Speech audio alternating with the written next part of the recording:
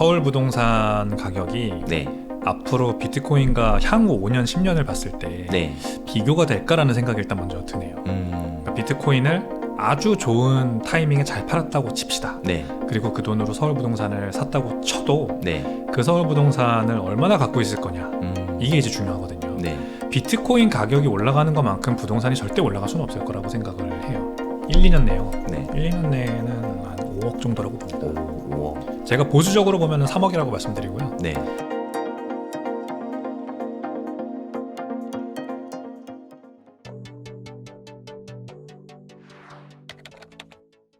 네, 그러면 내년이나 내후년에 25년이나 26년쯤에는 비트코인도 뭐 얼만큼 떨어질지 안 떨어질지 뭐 알 수는 없지만 하락장이 올 수도 있거든요, 사실. 그러면 그거를 염려해서 미리 현금화를 한 다음에 그 돈으로 서울 부동산을 산다거나, 그러니까 뭐 내 집도 필요하니까 서울 부동산 사고 싶은 분들도 되게 많잖아요. 네. 또 비트코인으로 수익이 크신 분들도 되게 많을 거고, 그런 분들은 서울 부동산을 한 25년이나 26년쯤에 매수하는 것도 고려하고 계시더라고요. 그에 대해서는 어떻게 생각하세요? 비트코인을 팔고 그 네. 돈으로 사신다는 네, 말씀이시죠? 저는 비추합니다. 서울 부동산 가격이 네. 앞으로 비트코인과 향후 5년, 10년을 봤을 때 네. 비교가 될까라는 생각이 일단 먼저 드네요. 그러니까 비트코인을 아주 좋은 타이밍에 잘 팔았다고 칩시다. 네. 그리고 그 돈으로 서울 부동산을 샀다고 쳐도 네. 그 서울 부동산을 얼마나 갖고 있을 거냐, 이게 이제 중요하거든요. 네. 근데 뭐 일단은 부동산이니까 네. 당장 팔고 싶다고 팔리지도 않을 것이고, 네. 가격이 엄청나게 큰 변동성으로 오르지도 않을 거라고 생각이 일단은 들어요. 네. 예를 들어서 그냥 서울 집값이 앞으로 10년 동안 네. 비트코인과 비슷하게 오른다고 치더라도 네. 그 다음은 그럼 어떻게 될 거냐, 이게 이제 저는 중요하다 보거든요. 네. 부동산 가격이 계속해서 저는 오를 수는 없다고 생각합니다. 그쵸. 일단 안정적으로 유지는 되겠죠. 네. 그래도 서울 부동산이라고 하는 어떤 상징성이 있기 때문에. 네. 그래서 가지고 있으면 분명 인플레이션 해지는 되겠지만 네. 비트코인 가격이 올라가는 것만큼 부동산이 절대 올라갈 수는 없을 거라고 생각을 해요. 일단 서두에 말씀드렸지만 그 확장성 면에서 업사이드 포텐셜이 훨씬 큰 자산이거든요. 아직 그 위에 건물이 지어지고 있는 중이지 네. 땅이 개발되기 전이에요. 그래서 앞으로 얼마가 오를지 모릅니다. 그게 뭐 10년 이렇게 길게 볼 것도 없고 앞으로 5년 뭐 이렇게 봤을 때도 앞으로 어떤 일이 생길지 모릅니다. 그냥 지금까지 봤던 뭐 4년 주기 사이클, 네. 이렇게 해서 뭐 가격이 점점 낙폭이 이렇게 좁아지면서 가격이 오르니까 앞으로 뭐 1억에서 3억까지 오르면은 더 이상 오르기 힘들 수도 있다. 네. 이런 판단이 저는 아예 잘못된 판단이라고 생각을 하는 거죠. 네. 그래서 업사이드 포텐셜의 관점에서 봤을 때 그냥 비트코인을 가지고 있는 게 낫지, 그거를 서울 부동산으로 바꿔놓고 있다가 비트코인 가격이 다락같이 빠졌을 때 서울 부동산을 팔고 비트코인을 다시 산다? 이것도 굉장히 저는 고개라고 생각하거든요. 네. 너무 어렵죠. 네. 어디가 그럼 저점인 줄 알고 어디가 고점인 줄 알겠어요. 네. 그래서 그냥 비트코인은 지난 14년 동안 연평균 150%씩 성장을 해왔거든요. 네. 연평균 150%. 그리고 올해만 하더라도 YTD로 44% 지금 가격이 올랐습니다. 네. 그래서 어느 시점에 매수를 했던, 제가 그래서 한번 계산을 해봤어요. 2020년 부터 지금까지 네. 지난 5년이죠. 지난 4, 5년 네. 정도의 수익률을 계산을 해봐도 15% 상승을 했습니다. 연평균 비트코인은. 15%. 네, 연평균 15%. 네. 그 15%의 수익률을 낸다는 건 굉장히 어려운 일이에요. 그쵸. 2020년, 21년에 이제 올라갔지만 22년, 23년 다 계속 빠졌잖아요. 네. 그거를 포함을 해도 연평균 15% 상승이라는 거는 굉장한 네. 수익률입니다. 이게 한 20%만 돼도 3년마다 2배가 되는 상승률이거든요. 그러니까요. 어마어마하거든요. 서울 부동산이 그런 수익률을 내기는 아마 어려울 겁니다.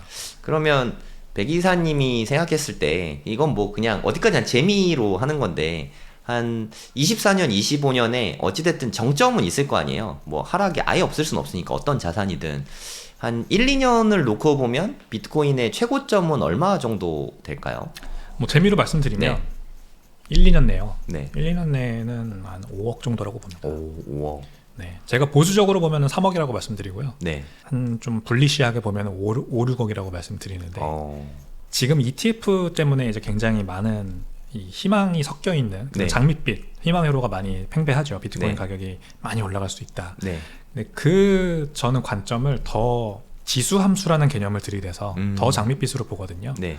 그래서 기하급수적으로 올라가지 그냥 이렇게 올라가지 않을 거라고 봐요. 이렇게 네. 지수 함수, 선형을 그리면서 J커브를 그리는 거죠. 네. 비트코인 가격이 어떤 특정 임계점을 넘으면 매 사이클을 거칠 때마다 그랬는데 예상하지 못한 속도로 올라갑니다. 네. 그게 이번에도 반복될 거라고 저는 보거든요. 그래서 아주 보수적으로 봤을 때 이번에 뭐 반감기 전 가격 대비해서 한 네. 3배 오르면은 뭐 다 오른 거다 보고 네. 지금 반감기 전 가격이 1억이니까 네. 한 3배 오르면 3억이잖아요. 네. 그러니까 3억에서 끝날 거다라고 보는 게 보수적이고 네. 거기서 좀 더 오르면 5억이다 이렇게 보는 거죠. 요렇게까지 말씀드리고 싶고 일단은 네. 다만 지수 함수를 들이대면 3억까지 올랐을 때 3억까지 올랐을 때 그 엄청난 열풍 비트코인에 대한 관심이 네. 진짜 전 연령대와 전 세계로 퍼져나가는 그 엄청난 열풍 광기라고 네, 그 할 수 있을 것 광기 같아요. 거기에 네. 무슨 뉴스가 추가적으로 터져 나오냐 네. 어떤 국가가 또 비트코인을 법정화폐로 도입했다 네. 어떤 기업이 비트코인을 샀다 네. 뭐 누가 비트코인 좋다고 했다라고 하는 뉴스들이 나오면서 이제 5억은 정말 보수적이고 네. 그걸 뛰어넘는 가격까지 갈 수도 있다고 저는 생각해요. 네. 근데 그건 모르니까 네. 일단 5억이라고 그냥 말씀드리겠습니다. 뭐 재미삼아 해본 거라는 걸 다 유념하시고 네. 그러면 하나 더 질문 드려볼게요. 지금으로부터 한 20년 후, 그러니까 한 2044년 이쯤 됐을 때 그때는 우리가 지금 20년 후를 예측하는 건 매우 어렵지만 인플레이션 다 감안해서 얼마 정도까지 갈 수 있을까요? 20년 후 저는 100억까지도 생각을 하는데요. 비트코인 1비트코인에 100억. 네.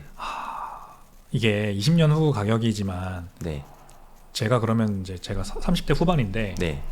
한 거의 50대가 되잖아요. 네. 50대 후반이죠. 네. 60이 거의 다 되는 나이가 되네요. 네. 이제 제 나이가 황혼기에 접어들 그런 무렵이 되면은 네. 비트코인의 가치를 아는 사람들이 지금보다 훨씬 더 많아질 거라고 저는 생각을 네, 합니다.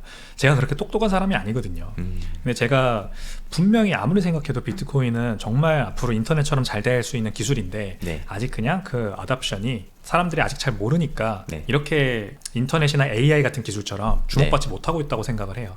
제가 어떤 우연한 좋은 기회에 그냥 운이 좋아서 먼저 알게 됐다고 생각을 합니다. 네. 근데 제가 그래도 은퇴하고 뭐 60이 다 될 나이가 되면은 그때 젊은 사람들은 저보다 훨씬 똑똑하고 더 잘 모든 가치를 깨닫겠죠. 네. 그러니까 비트코인이 지금과는 거는 상상할 수 없을 정도로 많이 사람들한테 이미 아주 친숙하고 익숙한 그런 네. 자산과 기술이 돼 있을 거라고 봅니다. 그러면은 지금 비트코인 가격 1억은 뭐 아주 우스운 수준이 될 거고 네. 이제 지금 이제 구글 트렌드를 검색해 보면 비트코인이 그냥 이렇게 검색이 되거든요. 네. 네. 구글 트렌드에 이제 20년 차트를 그려보면은 트렌드가 없어요. 네. 그냥 올랐다 내렸다 네. 이렇게 하고 있는데 한 100배 정도 지금보다 오르면 네. 비트코인 가격이 100억이 되면 네. 이제 지금 이렇게 하는 게 눕겠죠. 이렇게 누울 거고 어떤 특정 임계점부터 이렇게 네. 올라가는 네. 것만 네. 보일 거니까 그게 AI 그래프가 지금 그렇게 생겼습니다. 네. 20년 그래프를 이제 구글 네. 트렌드를 보면 20년 동안 이렇게 누워 있다가 네. 2022년부터 이렇게 올라가고 있거든요. 네. 그러니까 이제 안 보이는 거죠. 이때 있었던 일들은. 네. 비트코인도 저는 그렇게 될 거라고 생각하거든요. 네. 그래서 한 100배 정도 더 올라갈 수 있다고 20년 동안 네. 봅니다. 이거는 요즘에 제가 드는 생각인데 저도 사실 비트코인을 너무 좋게 보고 상당히 불리시하게 보고 있거든요. 한 20년 후에 50억, 100억 이 정도 충분히 갈 수 있다고 생각하거든요. 그러면 어떻게 보면 차라리 뭐 너무 많이 가지고 있는 것도 의미가 없는 거 아닐까. 한 개만 잘 갖고 있어도 되는 거 아닌가? 이런 생각이 사실 좀 들거든요. 그거에 대해서는 어떻게 생각하세요? 굳이 너무 많이 모을 필요는 없잖아요. 너무 욕심부릴 필요는 없다는 말씀이시죠? 네. 네, 그렇죠. 저도 동의하고요. 네. 비트코인을 너무 많이 가지려고 하는 게 결국 어떤 이제 후폭풍으로 이어질지 모른다고 보거든요. 네. 뭐 말씀하시니까 갑자기 생각나는데 마이클 세일러가 지금 하고 있는 네. 그 회사의 전환사채 발행해가지고. 전환사채 발행해서 네. 비트코인을 사는 거. 네. 그게 잘 되면 굉장히 성공한 전략인데 네. 그만큼 리스크가 큰 전략이에요. 맞아요. 근데 마이클 세일러한테 그 전략에 대해서 이제 누가 인터뷰에서 물어보면 네. 리스크가 뭐냐, 네. 어떤 리스크를 생각하냐, 네. 리스크가 없다고 얘기를 하거든요. 마이클 세일러가. 네. 저는 그건 좀 위험하지 않나. 네. 그런 태도는 좀 위험한 태도가 아닌가 생각을 합니다. 다소 극단적이지 않나 저는 그 생각이 들더라고요. 네. 그러니까 마이크로 스트래티지가 전환사채 발행해서 비트코인을 엄청나게 많이 21만 개를 샀나요? 그래서 지금 21만 몇천 개 될 거예요. 네, 1%를 지금 가지고 있는데 네. 전체 비트코인에 나머지 회사들은 안 따라하잖아요. 네. 그게 약간 보여주는 것 같아요. 저게 위험하다는 거를 일반적으로 생각했을 때 저게 위험하다는 걸 보여주는 것 같거든요. 네. 제가 마이크로 스트래티지가 그냥 자신의 현금 유보, 네. 원래는 5억 달러 정도 있는 그 유보 현금만 가지고 비트코인을 샀었어요. 네. 또는 이제 매 분기 매출 영업이익 나는 걸 가지고 비트코인을 샀었죠. 네. 그렇게만 했으면은 정말 좋은 전략이라고 저는 자신 있게 얘기할 수 있을 것 같아요. 네. 근데 전환사채를 발행하는 순간 거기에서는 좀 무리가 있지 않을까 생각이 들기 시작하는 거죠. 네. 그게 바로 이제 말씀하신 부분과 궤를 같이 하는 것 같아요. 제가 할 수 있는 만큼 열심히 비트코인을 사는 건 좋대. 무리해서 대출을 받거나 뭐 아니면 남한테 돈을 빌리거나 이런 식으로 해서 비트코인 개수를 모아나가는 데 너무 집착을 하면 네. 어떤 사태가 발생할지 모르잖아요. 경제가 뭐 갑자기 대공황 같은 뭐 경제 위기가 와서 네. 지금은 저리에 빌린 대출이 갑자기 막 이자율이 올라갈 수도 있는 거고 네. 그렇게 되는 사태가 생길 수 있습니다. 그러니까 무리하지 않고 비트코인을 사는 거에 집중을 하면은 좋다. 이렇게 생각합니다. 이게 또 여담인데 전환사채라는 게 사실 이자를 갚아야 되는 거고 이자를 못 갚으면 주식으로라도 줘야 되는 부분이 있잖아요. 그럼 이자를 주려면 영업 활동을 통해서 그 이자를 감당해야 되는데 제가 봤을 때 이제 마이크로 스트래티지는 소프트웨어에서 버는 돈이 그 이자를 감당할 수 있을지가 사실 조금 의문이고 그러면 만약에 비트코인 많이 올랐을 때 마이클 세일러가 좀 그걸 팔고 전환사채를 상환할 거라면 저는 문제가 없다고 보는데 마이클 세일러는 끝까지 안 팔 거라고 했거든요. 네. 저는 오히려 그런 극단적인 모습이 더 위험하다고 생각해요. 그렇죠. 이제 저희가 사고 훈련을 해보면 되죠. 네. 최악의 상황을 한번 그려보면 되는데 네. 만약에 비트코인 가격이 잘 안 오르거나 네. 아니면 경제 위기가 생겨서 이자율이 지금은 굉장히 낮습니다만 전환사채 네. 이자율이 갑자기 다락같이 올라가는 상황이 발생하면 이제 이자를 못 내게 되겠죠. 네. 그렇게 되면 일단은 전환사채 그 주식으로 바꿔줘야 될 거고. 주주한테 또 피해가 가는 거잖아요, 사실. 네. 근데 프리미엄을 굉장히 높게 줬어요. 뭐 모르시는 분들이 많을 텐데 네. 이자율을 낮게 책정하는 대신에 주식 프리미엄을 굉장히 높게 책정해서 많이 가져갈 수 있게. 주식을 많이 줘야 돼요. 네. 근데 그 투자자들 입장에서는 주가 상승을 그만큼 많이 바라보고 전환사채에다 네. 투자를 해준 거거든요. 네. 근데 주가가 만약에 안 오른다. 뭐 경제 위기가 터지면 마이크로 스트래티지 주가가 당연히 하락하겠죠. 네. 그러면 나 주식도 싫어. 이럴 수도 있는 거예요. 네. 뭔가 더 프리미엄을 내나. 그럼 네. 비트코인 팔아야 되거든요. 네. 비트코인 팔 때 비트코인 안 팔릴 수도 있어요. 네. 그런 경제 위기가 왔을 때는 유동성이 줄어들기 때문에 대규모 비트코인이 시장에 나오면 그게 소화가 안 돼요. 네. 그런 상황이 이제 마이크로 스트래티지에는 굉장히 바틀렉이 될 수 있는 상황인 거죠. 그런 상황을 당연히 리스크로 고민을 하고 해야 되는데 너무 공격적으로 전환사채를 발행한 게 아닌가 그런 걱정이 드는 거죠. 만약에 그게 안 팔리면 시장가로 막 이렇게 또 던지면 그게 비트코인 시장에는 되게 큰 악재일 수도 있거든요, 사실. 그렇죠. 네, 가격이 지금- 더 떨어지죠, 그렇게 되면. 네, 지금은 되게 든든한 우군인데 무리를 하는 순간 최고의 적군이 될 수도 있는 거죠. 예를 맞습니다. 들면. 네. 최악의 상황은 그렇게 될 것 같습니다. 될 수도 있습니다. 네. 그러니까 제가 드리고 싶은 말씀은 어저께 제가 유튜브 댓글을 봤는데 이제 비트코인이 그동안 하나도 없다가 집 살 돈으로 무리해서 3개를 사셨다고 하더라고요. 아, 0개에서 3개는 너무 세잖아요, 사실. 그렇죠. 그러면 가격이 조금만 빠져도 마음이 되게 심란할 수밖에 없잖아요. 맞아요. 그냥 그런 식으로 투자하시는 거는 정말 진심으로 말리고 싶어요. 그러니까 두 다리 쭉 뻗고 그냥 여유 현금으로 길게 보고 투자하는 게 맞다고 생각하거든요. 그냥 뭐 누가 저한테 오늘 물어본다면 뭐 저는 뭐 1, 2년 봐도 좋고 장기적으로 봐도 좋다고 생각합니다. 라고 말은 하겠지만 근데 본인이 무리해서 투자하는 거면 저는 말리고 싶습니다. 맞습니다. 1개, 2개, 3개 이런 개수에 집착하시는 분들이 꼭 그러시던데 네. 그거는 저는 말리고 싶습니다. 네.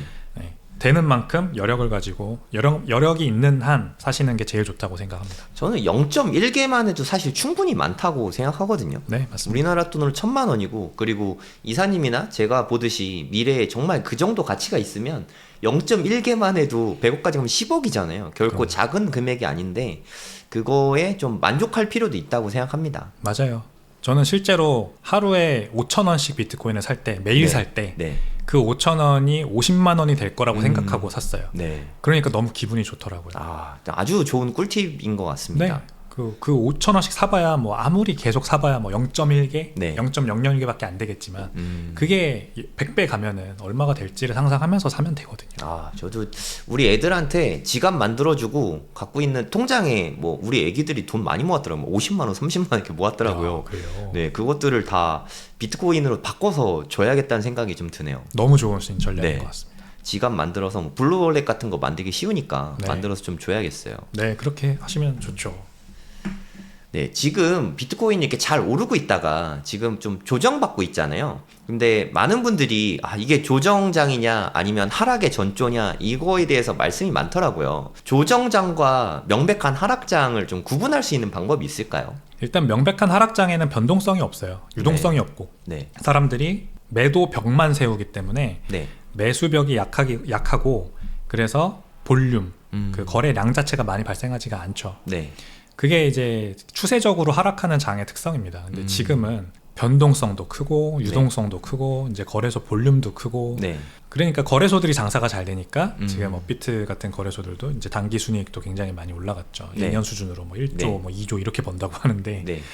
지금은 상승장입니다. 그래서 조정이 15%, 네. 30% 이렇게 네. 세게 나올 수는 있지만 그 밑에 깔려있는 거래량을 한번 보세요. 네. 굉장히 높아요. 이럴 때는. 그리고 선물 거래소 또는 옵션 거래소에 이제 네. 미결제 약정 또 보세요.